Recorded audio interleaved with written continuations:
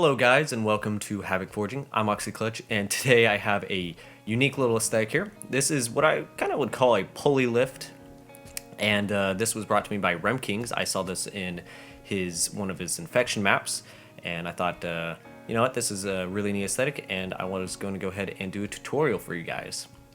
Now Remkings used this little pulley lift in one of his infection maps, as I said before, and what's really unique about this is he was able to incorporate an aesthetic to interact with more player movement. As I just moved from the crane to the building, it promotes player movement and player positioning. And I always love to see aesthetics allow player interaction to further the map itself and adds like a new element. And he could have just left this crane somewhere up high, somewhere just to support these little planks here. But overall, he allowed it to come down to player height, and he was able to benefit from it. And I really enjoy seeing aesthetics do that with players. So let's go ahead and look at this. I have kind of placed this on something similar to his map.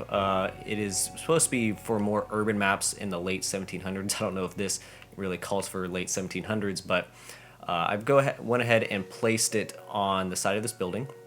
So some of the pieces that we have are beam 2s, and these are 24 in length. We have some beams 2s again that are 16 in length. So we have about 4 of those. We have a couple of pipes here, 2x2s. I believe we have about 4 of these, including the triangle ones. We have a bunch of cables here that signify cable wire, for the pulley system, as well as some support struts here, triples, to act as a base. And we also have some underlying pieces here that are in support struts to support the main beam itself with the beam that is angled at a 45-degree angle. But overall, this is a really neat aesthetic. So over here, I have all the pieces relatively in place, being guarded by all of the pig. So making sure that all these pieces are not going anywhere for this tutorial. So yeah, let's go ahead and grab some beam 24s, and I'm going to go ahead and place this one over onto this structure over here, and we'll go ahead and place it right there. Perfect. Now the beam 24s are just relatively how long do you want your support to be, and it can be long, it can be short, it just really depends on what you're building. And there's a lot of leeway and a lot of changes that you can do to benefit whatever your map is going to be. So we'll go ahead and add this support here, and I'm going to jut it out a little bit further. So right there, that's our support of our main length of the beam. So now I'm going to go ahead and add our triangle of pipes and cables. And the triangle and pipes and cables, it's relatively optional. I have actually gone in and added more into this map than before to kind of just see how much more realistic that I could create it, and may keep it piece effective. And just a little triangle of, was it six pieces here is something that I thought it was a good improvement. So now that we have that little triangle in place, it will supply the movement between the cables to act. The pulley will act like it's going up and down with the object. So now that is in place, we're going to add the under beams. Now these under beams will just go underneath here. They're going to be relatively hidden, but they add another dimension to this. It will support the support. Is essentially supporting the support, and it adds another shape that is actually really neat to the map. So we're going to head and place it. There we go. And it actually creates a little jut out, and it's just neat little things that keep getting added to support the shape of the beam pulley lift. So now that we have that in place, we are going to go ahead and place the support strut triples here, and these are upside down, or at least pointing down, and these are going to be placed at the base of the frame.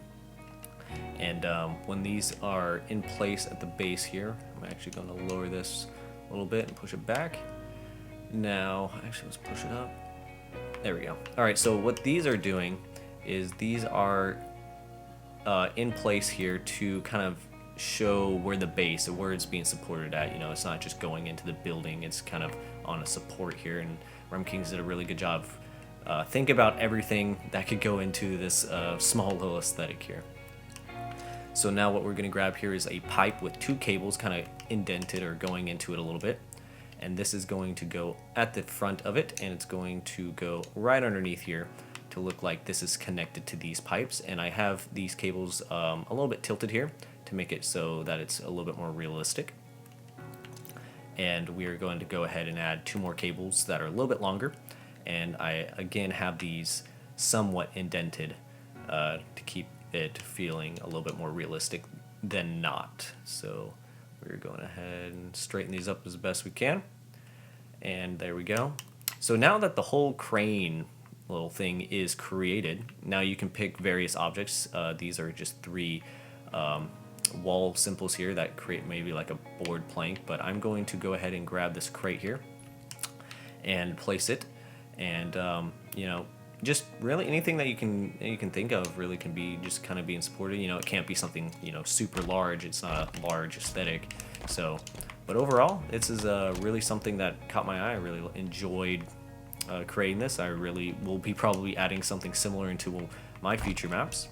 I like I said, I really enjoy how this aesthetic helps improve map flow and player movement that is incorporated with the aesthetic, as well as you can even make it somewhat of a power position or a power play or something like that with primary weapons or power weapons or anything of that nature to allow players to move closer to these and interact with these a little bit more. But I hope you guys enjoyed it though. It's been fun to make.